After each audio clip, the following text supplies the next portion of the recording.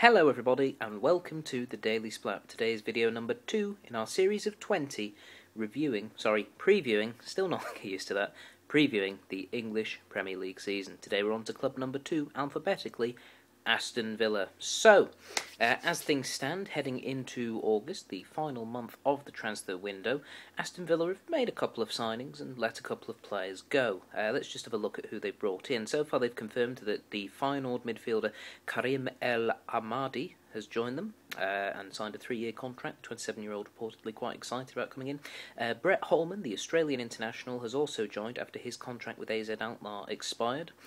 He was announced that he was coming way back in June, so certainly he'll be adding to their midfield. And they have also added the Sheffield United fullback Matt Lowton, who will be joining.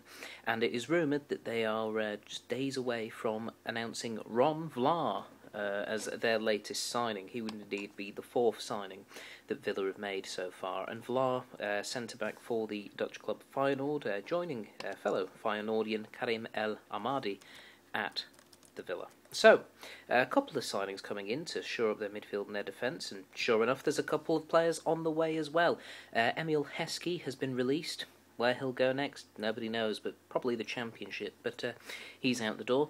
Also gone, Carlos Cuellar. He's joined Sunderland on a free transfer, the first signing they've made this summer, so he is left as well. So they've sort of got themselves covered from the defence, particularly when Vlaar joins. It's pretty much a case of when, not if. It is rumoured, though, that Vlaar may be coming in to replace James Collins. It is expected that Collins is going to rejoin former club West Ham, who he left 3 seasons ago to join Villa. Now that they're back in the Premier League, he's reportedly on his way back to Upton Park to help them try and stay up. So we'll have to wait and see how that all turns out. But if that all does turn out as they are, Villa are kind of sort of in the same position where they were before. You know, they're still a club struggling for an identity. 3 or 4 years ago, they had a midfield of Ashley Young and Stuart Downing on the wings, and a Stuart Downing that was actually half good, not the Liverpool version we've seen so far, with a midfield too of James Milner and Gareth Barry, who are both now at Manchester City, and of course Ashley Young at Manchester United. They haven't been able to replicate that, despite the fact they have got some good young players who we saw last season do reasonably well, kind of, a bit. You know, I mean, Mark Albrighton, I thought, although technically kind of like a wing forward, it did a reasonably good job. You had Barry Bannon, who played relatively well on the left for them. And of course the big loss of Stilian Petrov, who is still recovering from acute leukemia.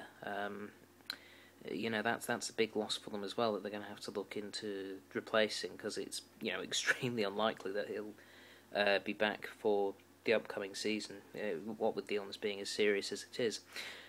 So where does this leave Villa? This is a Villa side that finished 16th. They've sacked Alex McLeish. They've brought in Norwich manager Paul Lambert, who's taken over the helm.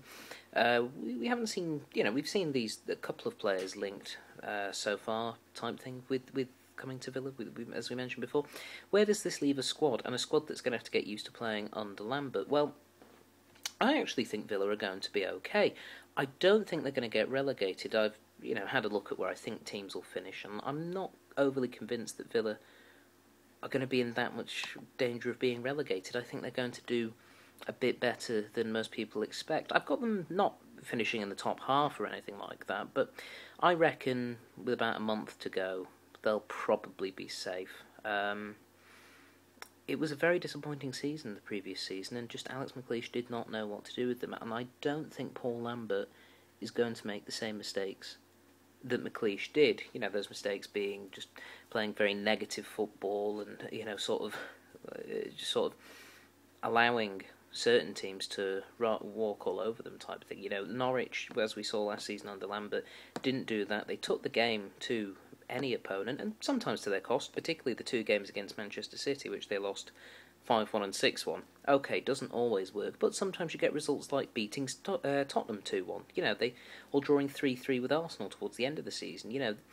Norwich continue to fight, and if Lambert can instill that sort of belief in his Aston Villa players, well, I think Villa will they'll be fine. I think they can possibly re-establish themselves as being a mid-table team. Maybe if they're lucky, the best team in the Midlands. Of course, they've got to compete with West Brom for that prestigious title. And as things stand, I'd say they're both pretty evenly matched. West Brom possibly just a bit better, but of course they've got a new manager as well. So Villa, I think, will probably finish somewhere around 14th, somewhere between 12th and 15th. I'm guessing 14th, sort of. But, they'll be in that sort of top half of the bottom half of the table. The thing with Villa is that, they have, for all the problems they've had, next season when it starts, they'll have Darren Bent back, who's been missing for the last few months of the season. It obviously didn't help, In fact, they didn't, win any of the last 10 games. So, and it's no coincidence that Bent was missing for those games with his injury. I think he's a big loss, or was a big loss, and he'll be a big plus for returning. This is, of course, assuming he's still there when the end of the transfer window, but I don't think he'll be going anywhere. Neither do I think Gabriel Agbonlahor will be going anywhere. I don't think there's any clubs positioned better than Aston Villa that are particularly interested in signing this pacey left-wing forward. So I think he'll stay. And I do think, the good thing about Villa is these younger players are going to be another year older and another year wiser type thing. That's why I think they're going to do a bit better. I think the likes of Bannon, Albrighton, Vyman, Kieran Clark, these players are going to be doing better for them. And of course they've got Shay Given between the sticks, who's not a bad keeper either. So yeah, all in all, I think Villa are going to be okay. I don't think they're going to do anything spectacular. And the season just gone, they did virtually nothing in the Cups, knocked out the fourth round of the FA Cup and the third round of the League Cup. I don't think this team's going to have a superb cup run, because I think they'll just be focused on trying to re-establish themselves as a strongish Premier League side. I think it's going to take a few years for Villa to get back to where they were in the Martin O'Deal days, and if anything, it's going to be a lot harder for them now that obviously the finances have changed, and you've got clubs like Manchester City have pushed their way up, and now you've got clubs like Everton, Newcastle, Tottenham, Liverpool, all struggling to just try and get in the top four, which of course is already occupied by both Manchester clubs, and the likes of Chelsea and Arsenal. They're all going to be fighting each other. So for Villa to even get involved back in that level, it's going to take a little bit of time, but this could be a very important season, the first in heading in that direction. Okay, that is all for today. Tomorrow we're moving on to the next team alphabetically, Chelsea. That's right, we lost all the B teams last season. Not as in they were rubbish teams, although they kind of were because they got relegated. But Chelsea are next alphabetically, so we'll be looking at them and all their crazy signings that have happened so far. Okay, that is your lot for today. Tune in tomorrow. Until then, bye-bye.